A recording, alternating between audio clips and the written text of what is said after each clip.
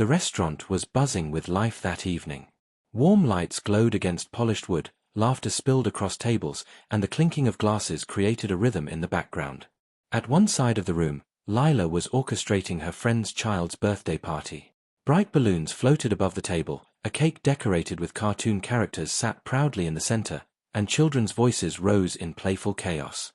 Lila moved gracefully among them, handing out slices of cake, calming excited little ones, and sharing smiles with the parents. She wasn't the host, but her natural warmth made her the heart of the celebration. Across the restaurant, Daniel sat with his friends. Their table was filled with laughter, stories, and the easy camaraderie of old friendships. Yet Daniel's attention kept drifting.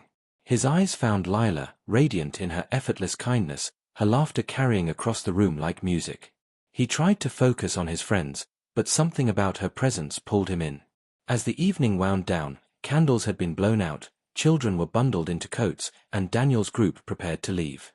Fate intervened when he and Lila crossed paths near the restaurant's entrance. Their eyes met.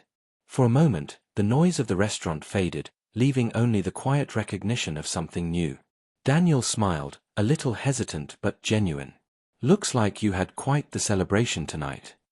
Lila laughed softly, brushing a strand of hair behind her ear. "Yes, birthdays are always a whirlwind. But seeing the kids happy makes it worth it." There was a pause, comfortable, not awkward. Daniel felt the urge to keep the conversation alive. "You handled it beautifully. Honestly, I don't think I could manage that kind of energy." Her smile widened. "You'd be surprised. It's all about patience and cake." They lingered by the doorway, their groups waiting just a few steps ahead. The conversation was brief, but it carried a rhythm that felt natural, as if they had known each other far longer than a few minutes. Daniel hesitated, then spoke with quiet sincerity. "Would you mind if we stayed in touch? I'd really like to know you better." Lila studied him for a moment, sensing the honesty in his tone. She nodded. "I'd like that too." They exchanged phone numbers, an ordinary act, yet it carried the weight of possibility.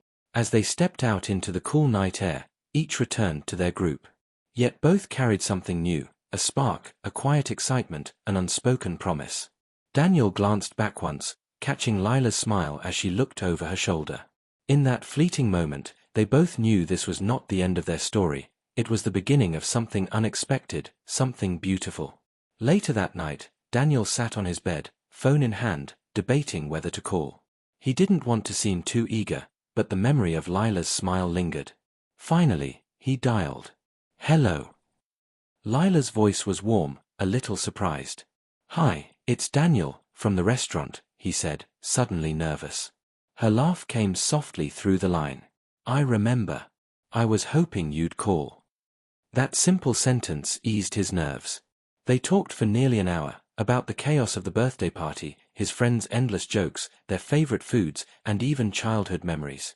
It felt effortless, like two threads weaving into one fabric. Their calls became a nightly ritual. Sometimes short, sometimes stretching past midnight. They shared stories, dreams, and little details of their lives. Daniel discovered Lila's love for books and her habit of journaling late at night. Lila learned about Daniel's passion for travel and his dream of opening a small cafe one day. Each conversation deepened their connection.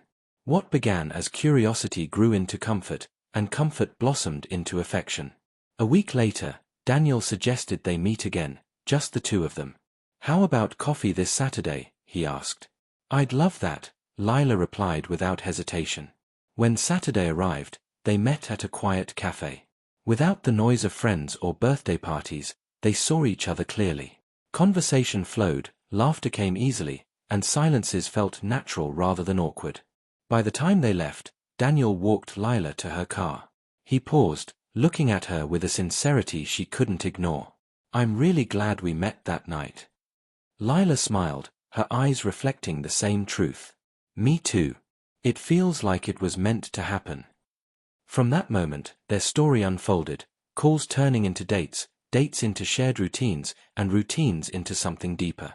What started as a chance encounter in a restaurant became the beginning of a love neither of them had expected, but both were grateful to find.